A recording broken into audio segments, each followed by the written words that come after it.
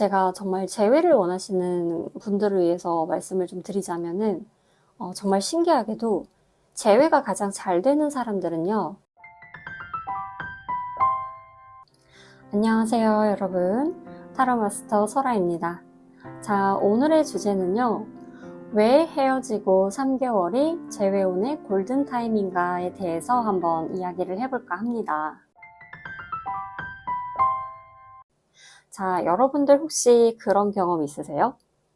헤어지고 나서 한 달 동안은 상대가 너무 차갑고 단호했는데 오히려 시간이 좀 지나고 한 2개월에서 3개월쯤 됐을 때 갑자기 스토리를 본다던가 아니면 연락을 한다던가 뭔가 되게 애매한 반응이 다시 생기기 시작했던 경험. 근데 반대로 여러분 입장에서는 조금씩 지쳐가고 있는 그런 상황이었을 거고요. 자, 저는 타로 상담을 통해서 정말 이런 흐름을 자주 봤어요. 특히 재회 상담에서는 진짜 이상할 정도로 3개월 전후라는 이 시간이 반복적으로 등장을 하거든요. 근데 이게 단순히 감성적인 이야기가 아니라 심리학적으로도 어느 정도 설명이 되는 부분이 있습니다. 자, 오늘은 왜 사람들이 헤어지고 나서 딱 3개월쯤부터 후폭풍이나 미련이 올라오는지, 그리고 왜 그 시기가 재회운의 골든타임으로 느껴지는지, 자, 타로 상담사 관점, 그리고 인간 심리 관점으로 같이 한번 이야기를 해볼게요. 자, 첫 번째, 사람은 헤어진 직후에는 이별을 제대로 느끼지 못합니다. 자, 많은 분들이 착각하는 게 있어요. 상대가 너무 멀쩡해 보인다. 잘 지내는 것 같다. 벌써 정리가 끝난 것 같다.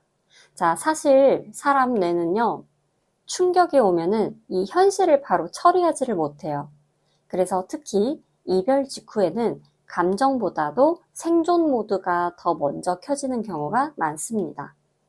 그래서 오히려 초반에는 갑자기 운동을 시작하거나 친구를 만나거나 SNS를 막 올린다거나 막 일에 몰입한다거나 술을 마신다거나 자유로운 척 하기도 해요.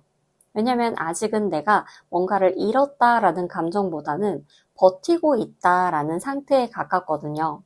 타로로 보면은 이 시기에 되게 많이 나오는 카드들이 있어요. 소드 기사라든지 완드 기사라든지 계속 막 움직이고 도망가고 막 바쁘게 굴어요. 근데 이거는 감정 정리가 끝난 게 아니라 오히려 우리가 감정을 안 느끼려고 움직이는 경우들이 많다는 거죠. 자, 그래서 두 번째, 진짜 후폭풍은 일상이 익숙해질 때입니다. 문제는 영원히 도망칠 수 없다는 거예요. 자, 처음 한 달은 정말 정신없이 지나갈 거예요. 그런데 2달, 3달쯤 되면은 그 원래 상대가 있던 그 자리가 이상하게 비기 시작합니다. 자, 예를 들면 주말에 루틴이 빈다던가, 퇴근 후에 연락할 사람이 없다던가, 습관처럼 보내던 카톡이 사라지고, 나를 가장 많이 이해했던 사람이 없어졌다는 것을 체감하게 돼요. 자, 인간은 되게 웃긴 게, 있을 때는 익숙해서 모르는데 없어진 뒤에는 그 패턴의 공백을 먼저 느낍니다. 자, 그래서 2, 3개월쯤 되면은 갑자기 감정이 확 올라오는 경우들이 많아요. 아, 진짜 끝났구나. 이제 그 감각이 뒤늦게 시작이 되는 거죠. 자, 세 번째, 재회운이 움직이는 시기가 왜 하필 3개월 전후일까?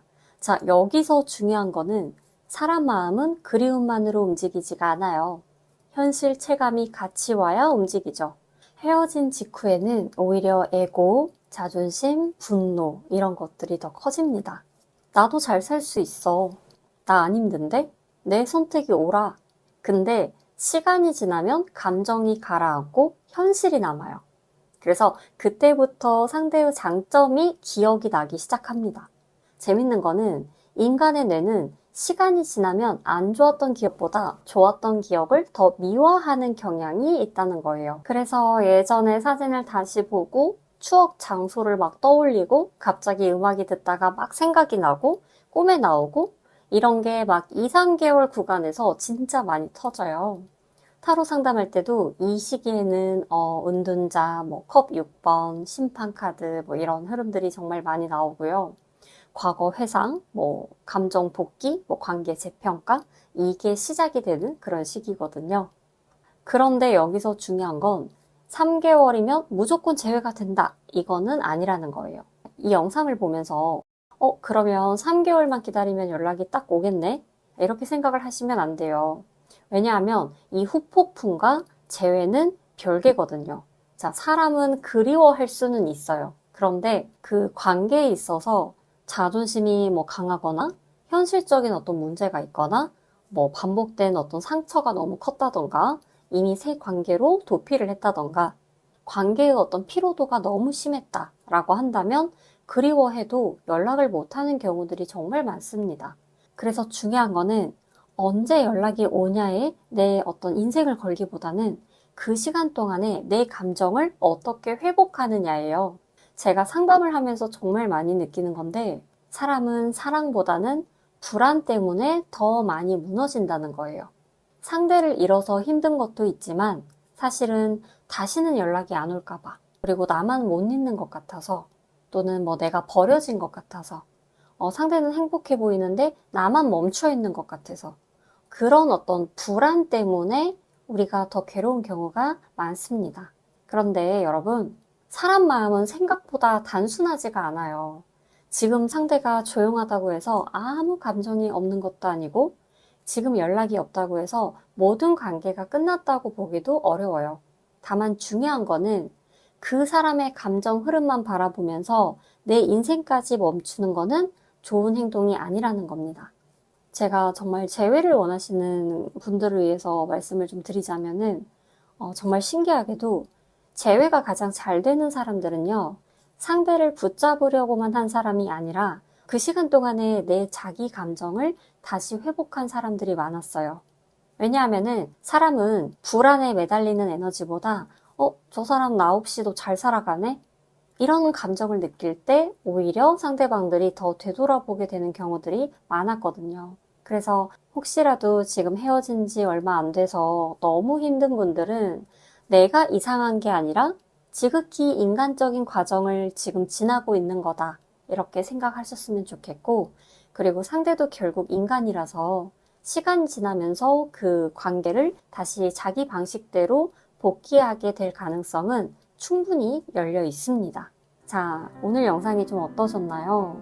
재회에 대해서 좀 이야기를 나눠봤는데 오늘 영상이 조금이라도 무거웠던 여러분들의 마음을 좀 덜어내줄 수 있는 그런 영상이 됐으면 좋겠고요. 자, 오늘 영상이 좋으셨다면 구독과 좋아요, 알림 설정 한 번씩 부탁드립니다. 제가 여러분의 이별 사연을 댓글로 남겨주시면 마음을 담아서 하나하나 읽어보도록 할게요. 자, 끝으로 내 삶을 주도적으로 리딩하고 또 타인의 마음까지 깊이 읽어내는 진짜 타로 리딩을 배우고 싶으신 분들은 아래에 더보기란을 확인해주세요. 제가 직접 겪으면서 쌓아 올렸던 4년간의 실전 비법을 강의와 122페이지의 분량의 전자책에 아낌없이 모두 담았습니다.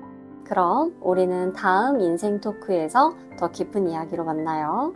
감사합니다.